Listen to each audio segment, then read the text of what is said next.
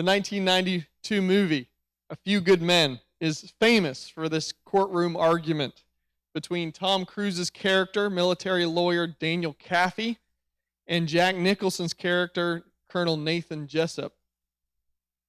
Daniel Kaffee is the defense attorney for two soldiers who are accused of killing another soldier and being responsible for his death. They're under Colonel Nathan Jessup's command, and their defense is that they were ordered to haze their fellow soldier as a way to motivate him to be a team player, and they didn't know that their attack on him would leave him dead.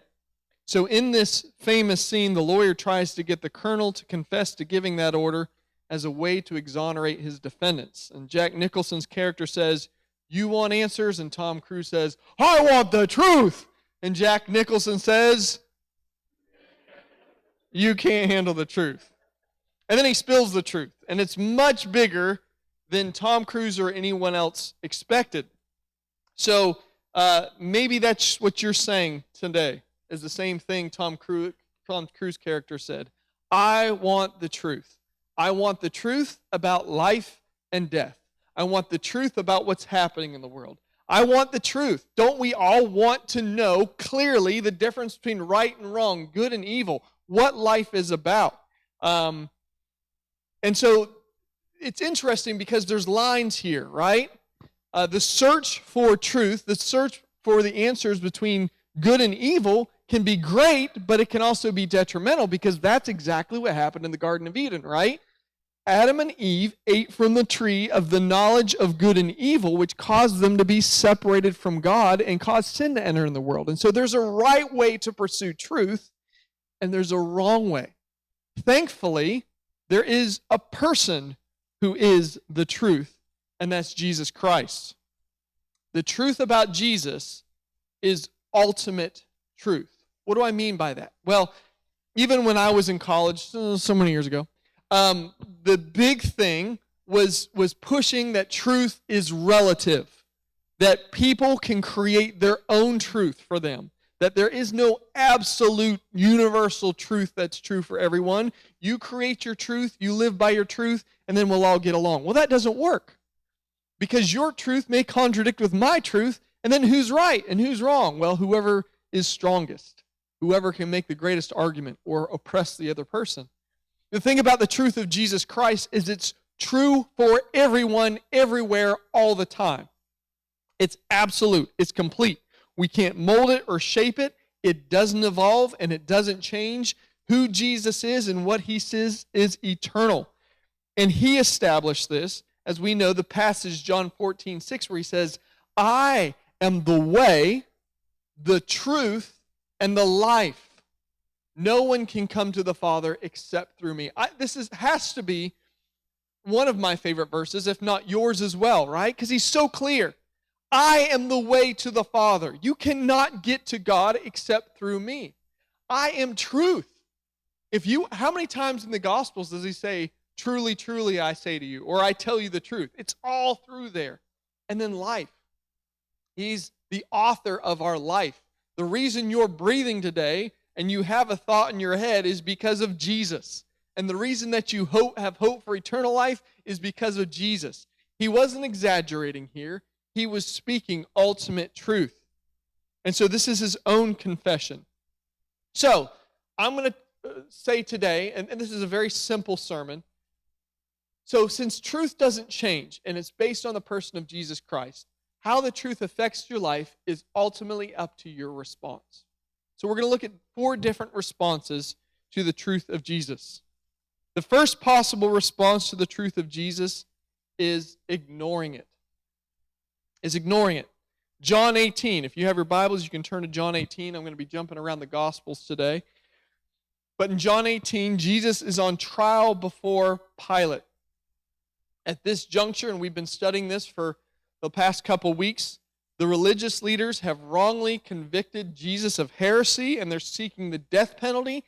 They cannot put Jesus to death because they're under Roman rule. And so only Rome can put him to death. And so they've brought him to Pilate, hoping that he would have him executed. And Pilate is the governor of Judea during this time from Rome.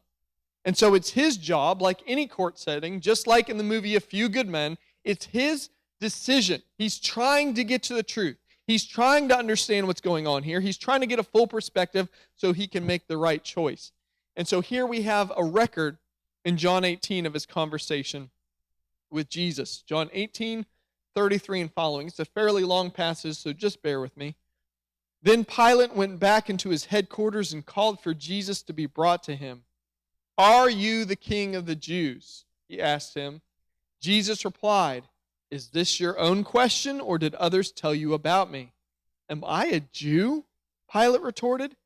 "Your own people and their leading priests brought you for trial. Why? What have you done?" Jesus answered, "My kingdom is not an earthly kingdom. If it were, my followers would fight to keep me from being handed over to the Jewish leaders, but my kingdom is not of this world." Pilate said, "So you are a king?" Jesus responded, "You say I am a king. Actually, I was born and came into the world to testify to the truth. All who love the truth recognize that what I say is true." "What is truth?" Pilate asked. Then he went out again to the people and told them, "He is not guilty of any crime, but you have a custom of asking me to release one prisoner each year at Passover. Would you like me to release this king of the Jews?" But they shouted back, "No, not this man. We want Barabbas." Barabbas was a revolutionary. Then Pilate had Jesus flogged with a lead-tipped whip. The soldiers wove a crown of thorns and put it on his head, and they put a purple robe on him. "Hail, King of the Jews," they mocked as they slapped him across the face. Pilate went outside again and said to the people, "I am going to bring him out to you now, but understand clearly that I find him not guilty." Then Jesus came out, wearing the crown of thorns and the purple robe, and Pilate said, "Look, here is the man."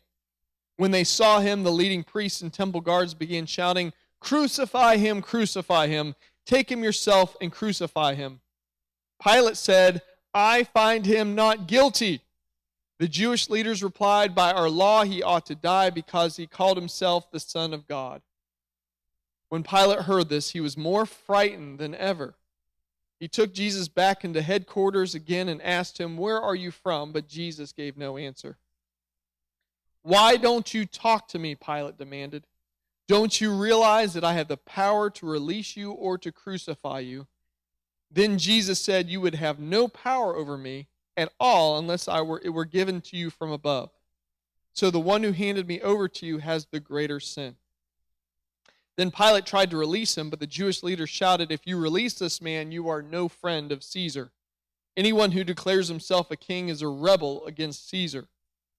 When they said this, Pilate brought Jesus out to them again. Then Pilate sat down on the judgment seat on the platform that is called the Stone Pavement, in Hebrew, Gabbatha. It was now about noon on the day of preparation for the Passover, and Pilate said to the people, "Look, here's your king." "Away with them," they yelled. "Away with him, crucify him." "What? Crucify your king?" Pilate asked. "We have no king but Caesar." The leading priest shouted back. Then Pilate turned Jesus over to them to be crucified. Pilate gets a bad rap. But if we were in Pilate's shoes, we would be feeling a lot of pressure too. He's got a huge, tough decision on his hands. Twice in this passage, Pilate is presented with the truth that Jesus is an eternal king who's not of this world. Twice he's told this. He tells him that he tells the truth, he testifies to the truth, and anyone that loves the truth loves him. And do you know what Pilate does with this truth? He ignores it. Now, not initially, right?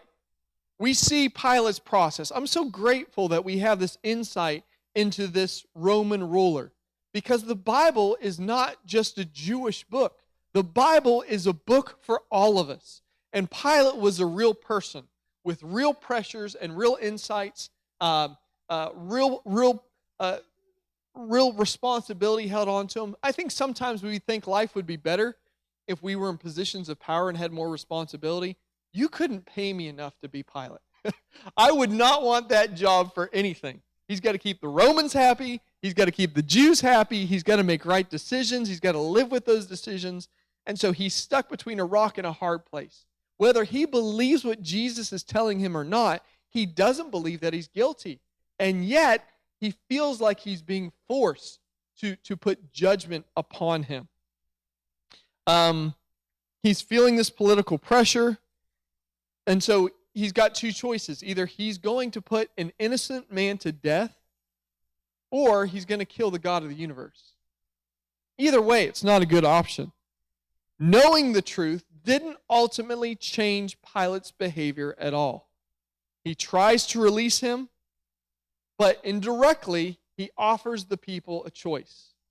He pushes it off on them. It makes him feel better, but the choice was supposed to be his. Instead, he says, you make the choice, Jesus or Barabbas. He thinks it's an obvious choice because Barabbas, although we don't know that he was America's most wanted at the time, was probably a very notorious criminal that nobody wanted on their streets. And he thought, who's the worst guy in the prison that I could set up against Jesus? So I make sure he gets out. But he put the choice on them.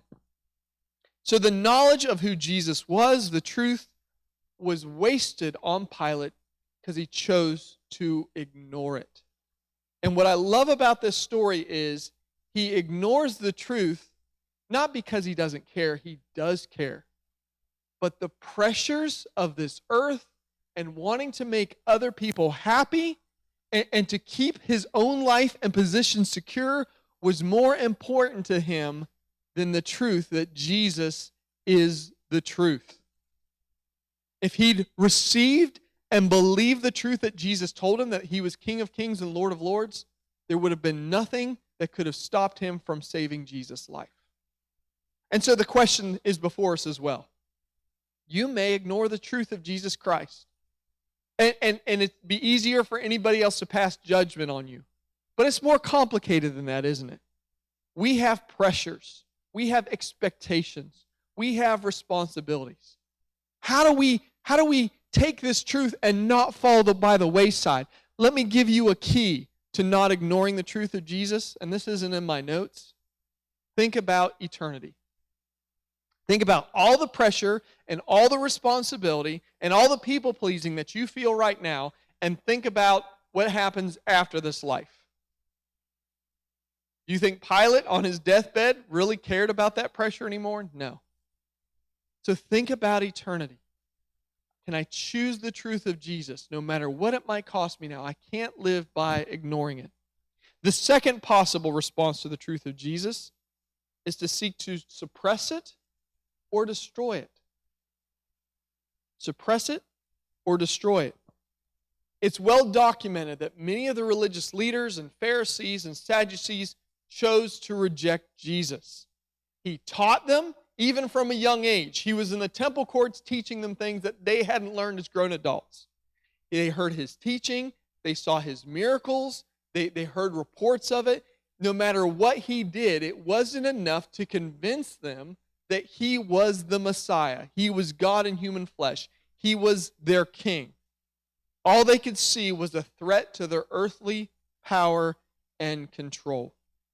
Matthew 26, 3-5 says, at that same time, the leading priests and elders were meeting at the residence of Caiaphas, the high priest, plotting how to capture Jesus secretly and kill him, but not during the Passover celebration, they agreed, or the people may riot. This seems like an odd choice to those of us who are sitting in the church, but the truth of the matter is, it is a choice and an option.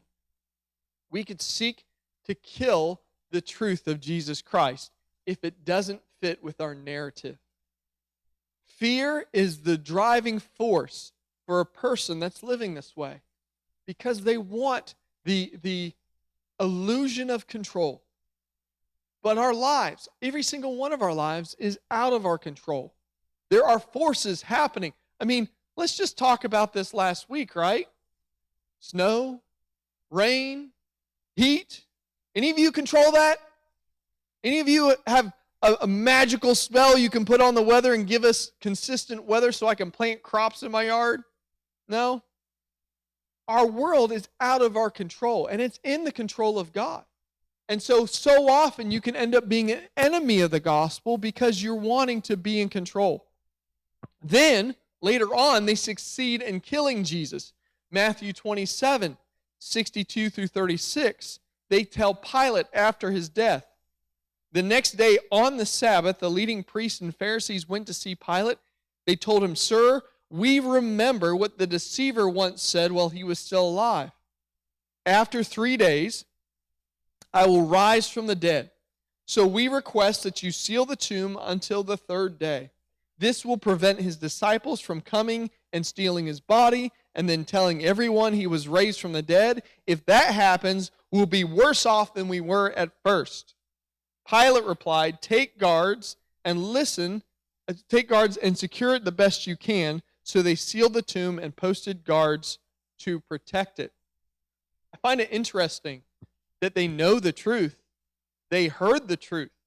Those conversations that Jesus talked about his death and resurrection were to his disciples. They overheard this, or they listened in. They got that message, and yet they took the truth and they used it as a weapon instead of allowing it to mold them and shape them. Then, after their failed attempt to keep him in the tomb was foiled with the resurrection, this happens in the next chapter, Matthew 20, 11 through 15. As the women were on their way, some of the guards went into the city and told the leading priests what had happened. A meeting with the elders was called, and they decided to give the soldiers a large bribe. They told the soldiers, "You must say, 'Jesus' disciples came during the night while we were sleeping, and they stole his body. If the governor hears about it, we'll stand up for you so you won't get in trouble.' So the guards accepted the bribe and said what they were told to say. Their story spread widely among the Jews, and they still tell it today." How many times? I should have done more homework on this so I could give you a specific number. But how many times in the Gospels do you think Jesus told these Pharisees and religious leaders the truth? How many times did they hear it? So hearing it isn't enough. Knowing it isn't enough because they knew it. Because of their refusal to believe the truth, they became enemies to the truth, and they became exactly the opposite of who they were supposed to be. They became liars. They became thieves, and they became murderers. Religious leaders. Folks, people in the world see us as religious people. Do you know what? We could be in danger of the same thing if we seek to suppress the truth of Jesus in our own personal lives. These religious leaders look nothing like the God they profess to serve. They look more like the enemy, Satan, who's the greatest liar of all time and the prince of murder and death. So if you refuse to believe the truth of Jesus, you may find yourself an enemy of the truth and someone you never thought you'd become. So I want you to see that. That's still a choice and an option to us. We daily make our choices. So you could ignore it. The second one is that you could become an enemy of it, seek to kill it or suppress it. The third possible response is to forget it. And this is probably us more often than not, right? How many times have you read the Bible or heard a message and said, "Oh yeah, I forgot that"? This is us most of the time. 3 times before his death and resurrection, Jesus told his disciples that he was going to die on the third day and be raised to life. When I realize that in the scriptures, I always look at that and I think, well, what was the problem with them? Why did they even cry at the cross? Like, I know they cried because he was hurting and dying, but if they knew, then what's the deal? Let me read those 3 passages. We're still in Matthew, starting in 16, then 17, then 20. Matthew 16:21. From then on, Jesus began to tell his disciples plainly that it was necessary for him to go to Jerusalem and that he would suffer many terrible things at the hands of the elders, the leading priests, and the teachers of religious law.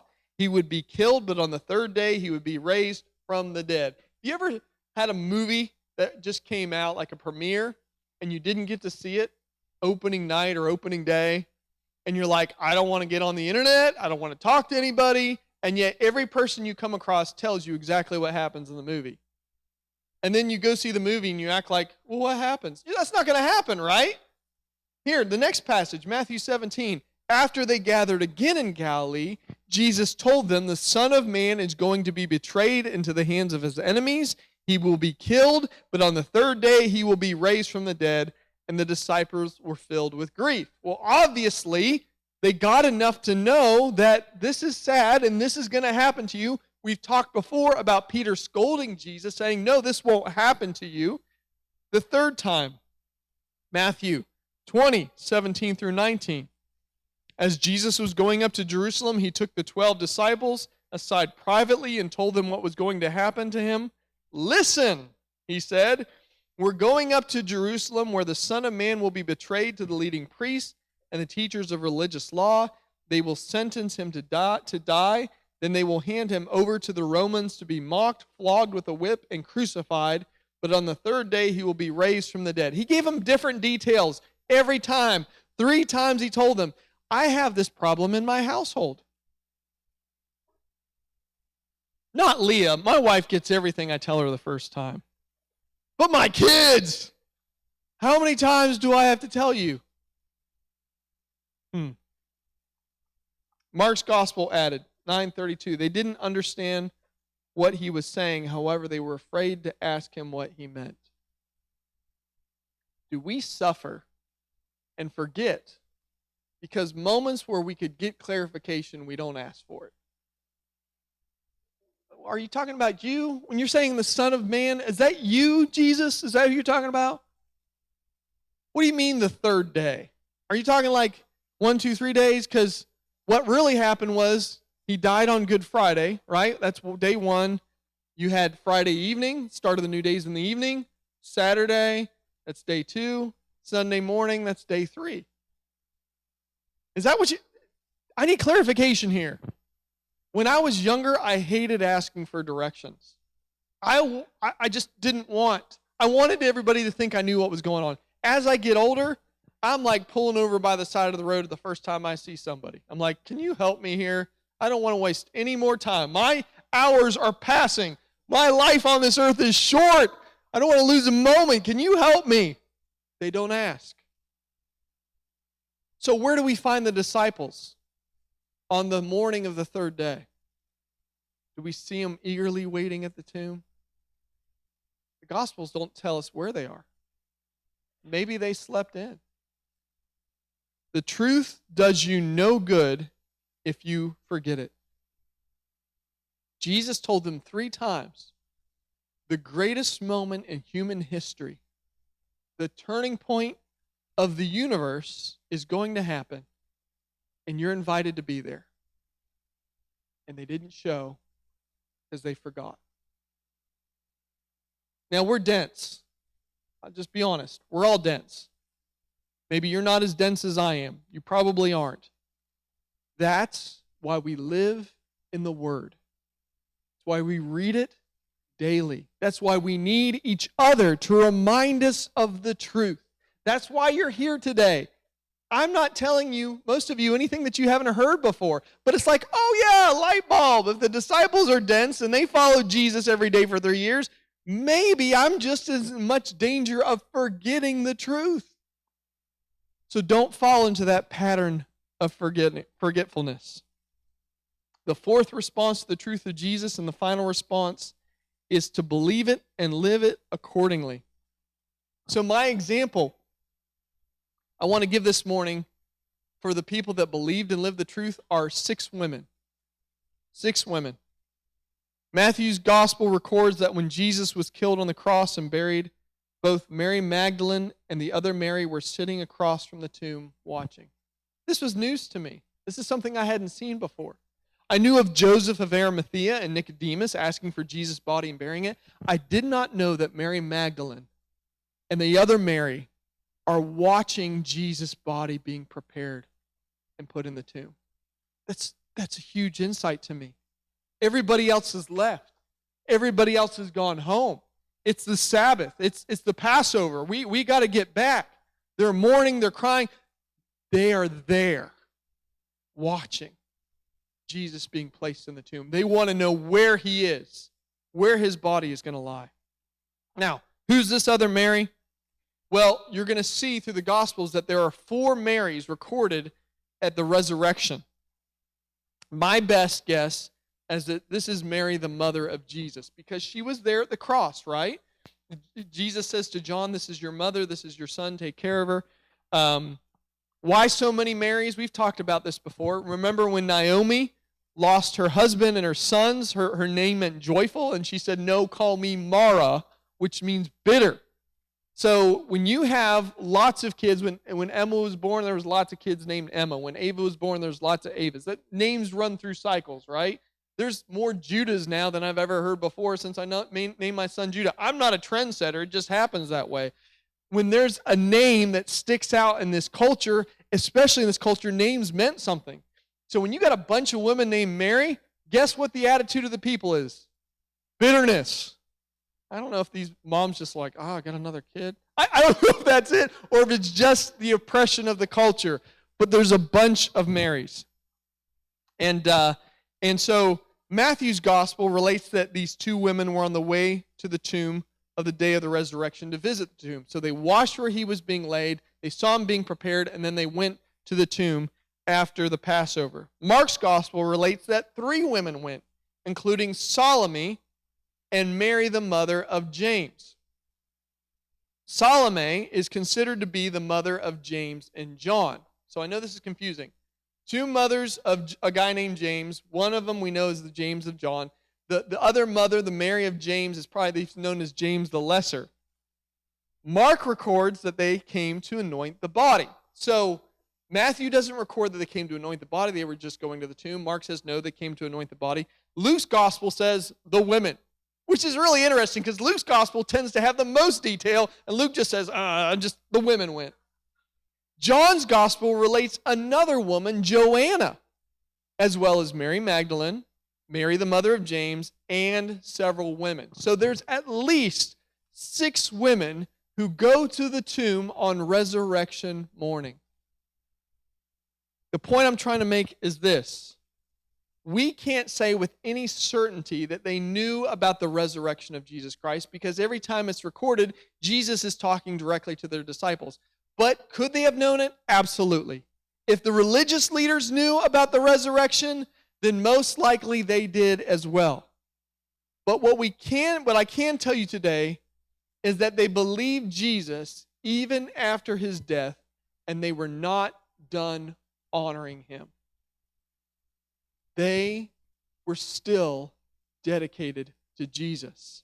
And because of their belief in the truth, these women were the first witnesses to the resurrection of Jesus Christ. They did not allow their social status as women in a community to keep them away from the tomb. They didn't allow the circumstances and the situation to keep them away from the tomb. They were going to Jesus, not knowing what they were going to find, but they went. And that is believing in truth that compels you to move even in the worst circumstances and situations.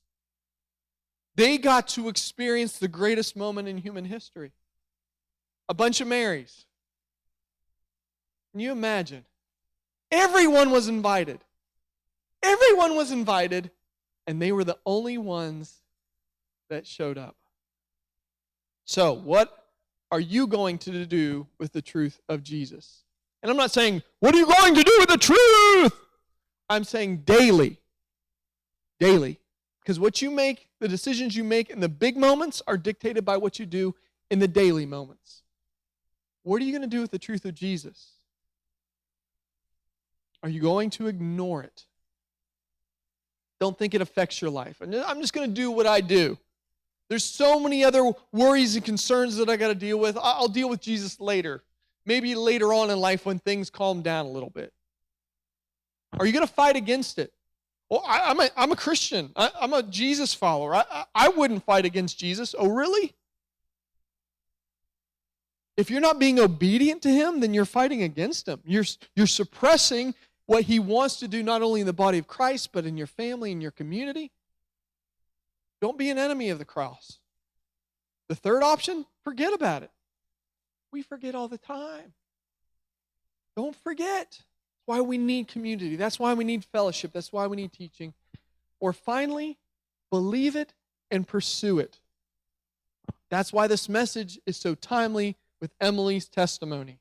Because what college student says, I want to go to Hungary where there's refugees and war happening in a neighboring country, and I want to go and promote the gospel.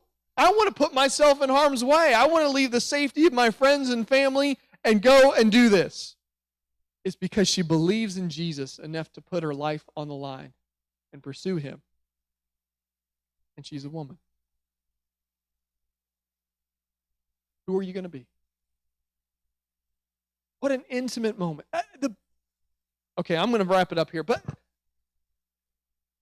the best moments with Jesus are intimate moments that no one else knows about. Think about it. Walking on water, who else was there? Even when he raised that little girl from the dead, right? He had all the mourners leave. She's asleep. He had a handful of chosen people that got to experience that. The resurrection, lots of people invited. His birth, who was there? We think it's got to be big and huge and everybody's there. No, it's the beautiful moments of obedience that are transformational, and because we're obedient, he shares it with us, although so many more people could be a part of it. Lord, I thank you for your word and the fact that truth is true no matter how we receive it or respond to it, Lord. So today, we've heard the truth about Jesus, and we've seen examples of people and how they respond.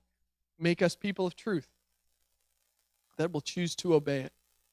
Look beyond our circumstances and situations. Look beyond our hindrances. Even look beyond our fears that often hinder us from following, and help us to embrace the truth of the gospel. In your name we pray. Amen.